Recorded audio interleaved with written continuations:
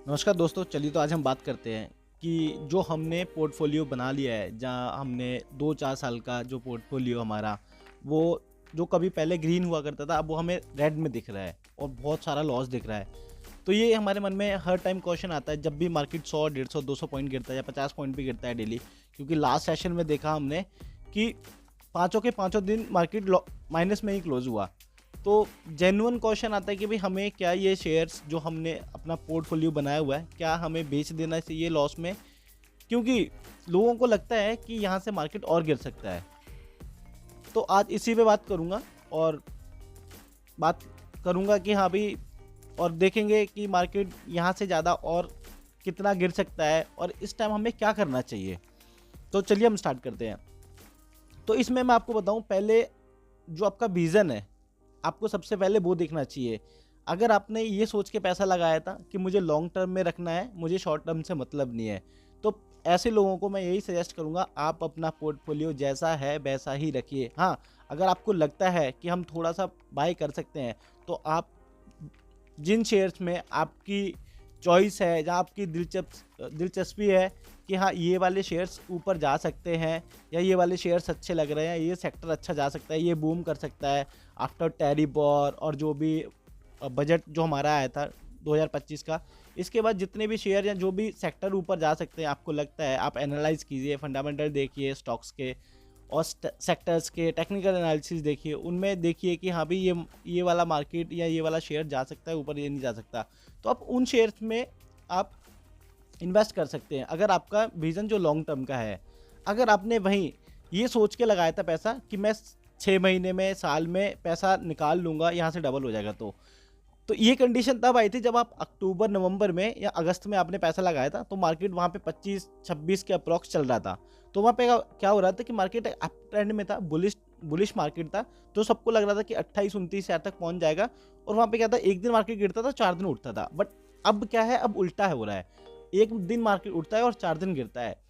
तो यहाँ से आप अनुमान लगा लीजिए कि उस टाइम जिस बंदे ने ये सोच के लगाया था पैसा कि 1 साल में या 6 महीने में पैसा निकाल लूँगा, और वो आदमी फंस चुका, तो उसको क्या करना चाहिए, मैं आज आपको बताता हूँ।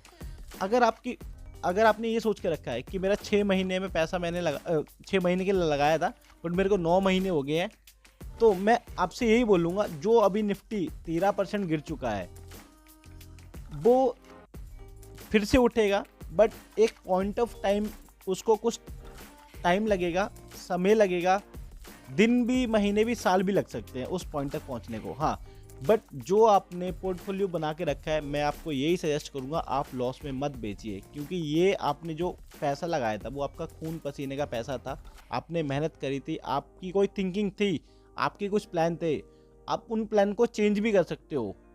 बट जब ये प्रॉफिट आपको, ये जो लॉस प्रॉफिट में कन्वर्ट होगा ना, तो आपकी जो आपकी थिंकिंग है शेयर मार्केट के लिए, वो बिल्कुल ही चेंज हो जाएगी। अगर हम बात करें,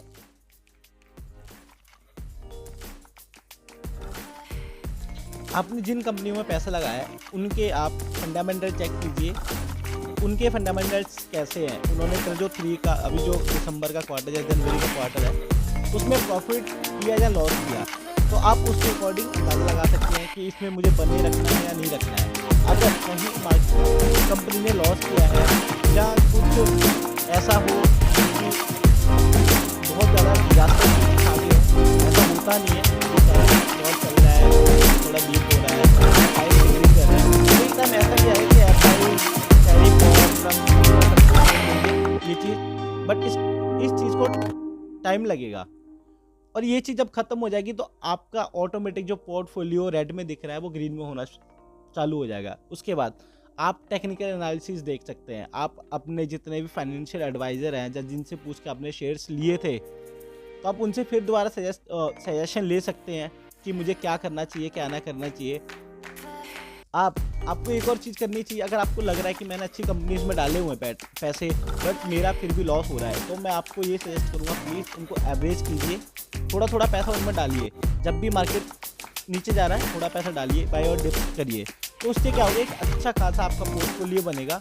और जब ये मार्केट 26,000 26,500 पहुँचेगा तो आपको बहुत ही मज़ा आएगा। आपको ग्रीन कैंडल देखकर अपने अब जब तक 5 लाख 10 लाख 15 लाख जो भी इन्वेस्ट किया होगा वो 5-6 लाख 1.5 लाख 2 लाख जब प्रॉफिट में कन्वर्ट हो जाएगा तो आपको बहुत ही अच्छा देखने को मिलेगा। अगर वहीं आज मैंने क्या किया, आज मैं आपके लिए एक और नई चीज़ ले गया हूँ। आज मैंने यही क्वेश्चन जो मैं आपसे कर रहा हूँ वही मैंने चैट जीपीटी से पूछा था। तो मेरे को चैट जीपीटी का भी कुछ ऐसे आंसर आए थे कि मैं उनके आपके साथ भी वो आंसर शेयर करना चाहता हूँ। तो मैं आपको स्क्रीन दिखाना चाहता हूँ चैट जीपीटी की। तो यहाँ पे देखिए मैंने चैट जीपीटी से पहले क्वेश्चन पूछा था वो ये था कि क्या हमें अपना शेयर्स बेच देना चाहिए बेरिश मार्केट के डर से। तो यहाँ पे इसने चैट जीपीटी ने क्या जवाब दिया मुझे, बेरिश मार्केट के डर से अपने शेयर्स तुरंत बेच देना सही स्ट्रेटजी नहीं होती है। ये डिपेंड करता है कि आपके इन्वेस्टमेंट लॉन्ग टर्म के लिए है या शॉर्ट टर्म के लिए। जैसे मैंने आपको बताया ये कह रहे हैं कि आपका विजन क्या है, तो विजन अब वही है। अगर आप पैनिक सेलिंग ये बोल रहे हैं पैनिक सेलिंग ना करें, अगर आपको लगता है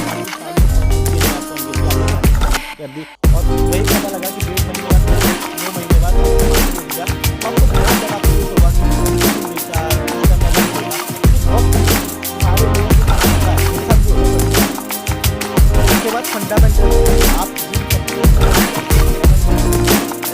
क्या कैसा आगे ग्रो करने वाले हैं। उसके बाद एवरेज करने की सोची। जैसे मैंने आपको बताया आपको लगता है जो 1800 का शेयर था वो आज, जैसे आप टाटा मोटर्स का ले लीजिए, 1100 का शेयर आज 700-600 में मिल रहा है, तो वो 400-500 पॉइंट नीचे गिर चुका है।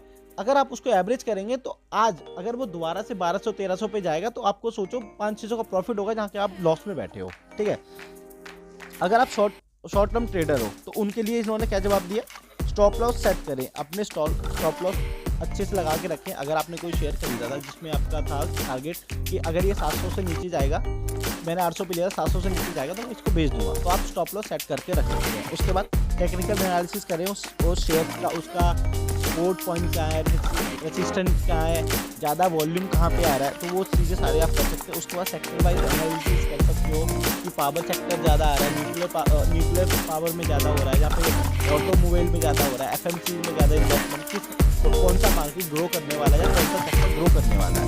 तो इन सारी चीज़ों को आप देख सकते हैं। उसके बाद मैंने दूसरा क्वेश्चन किया था, मार्केट क्रैश के बाद शेयर्स बेच देना चाहिए, तो फिर भी वही सेम डिसीजन आया कि आपका अप्रोच क्या है, लॉन्ग टर्म है, शॉर्ट टर्म, आप कैसे।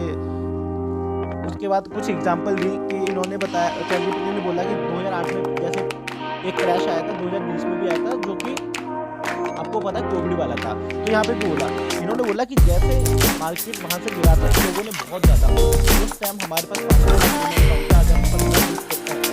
5 डीमैट अकाउंट है। अब इंडिया में 15-17 डीमैट अकाउंट वर्किंग है और जो कि कर रहे हैं, तो आप यहाँ से देख सकते हैं वहाँ से कितना मार्केट है। अब फिर से यही होगा, अब मार्केट 13% बात की निफ्टी जो कि 13%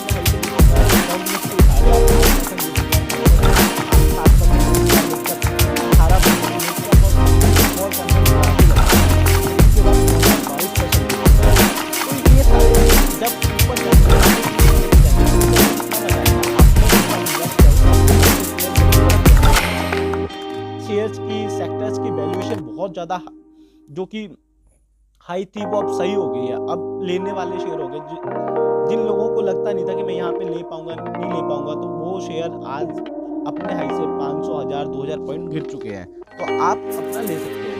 उसके बाद उन्होंने बोला कि अगर आप वही शॉर्ट टर्म इन्वेस्टर हो तो आप रिस्क मैनेजमेंट कर सकते हो, रिबाउंड स्ट्रेटजी अपना सकते हो। उसके बाद जो मेरा क्वेश्चन था चैट जीपीटी से वो था कि क्या आप इस स्टॉक में इन्वेस्ट कर देना चाहिए, तो बोले नहीं, आपको वही सेम क्वेश्चन अगर कर देना चाहिए तो आपका रीज़न क्या है, फंडामेंटल क्या ले, आप फंडामेंटल क्या है स्टॉक के, SIP कर रहे हैं, ये सारी चीज़ें थी। तो आप देख सकते हैं मैंने सारा का सारा यहाँ पे आपको दिखा दिया है। तो मेरा आपको सजेशन है, अगर आपने एक लॉन्ग टर्म वीडियो के साथ पैसा डाला हुआ है तो आप अपने पोर्टफोलियो के साथ बने रहें। जिन लोगों का 1.5-2 लाख 3 लाख 5 लाख 10 लाख प्रॉफिट भी ज़्यादा वो लॉस में बैठे हैं, एवरेज बनेगी चाहिए और कोशिश कीजिए कि मैं एवरेज करूँ, क्योंकि एवरेज करने में जो अभी मज़ा आएगा ना, आने वाले टाइम में जो मज़ा आएगा ना वो बहुत मज़ा आने वाला है। क्योंकि कुछ लोगों ने जो क्रैशेस आए हैं वो देखे नहीं थे, 2008 का क्रैश मैंने नहीं देखा था, बट 2020 वाला मैंने देखा था, उस टाइम मैं स्टूडेंट था, बट इतना पैसा नहीं था, मैं थोड़ा बहुत इन्वेस्ट करता था। बट हाँ, मेरे को पता है कि कैसे पैसा डबल हो जाता है 1 डेढ़ साल में। जो पहले टाइम लगता था 3-4 साल टाइम लगने वाला था, अब वो यहाँ से 1 डेढ़ 2 साल में आपका पैसा डबल होके रहेगा। हाँ, अगर ट्रेडिंग करने से पहले इन्वेस्टमेंट करने से पहले स्टॉक्स में बाई सेल करने से पहले आप अपने फाइनेंशियल एडवाइजर्स की सलाह लीजिए और उनके साथ डिस्कस करके ही आप अच्छे शेयर्स चूज़ कर सकते हैं और अच्छे से स्टॉप लॉस लगा के प्लीज़ ट्रेडिंग कीजिए। तो मैं आज यहीं पे समाप्त करता हूँ। Thank you so much. अगर मेरी वीडियोस आपको अच्छी लगती है तो अपने दोस्तों के साथ शेयर कीजिए, सब्सक्राइब कीजिए मेरे चैनल को। Thank you so much.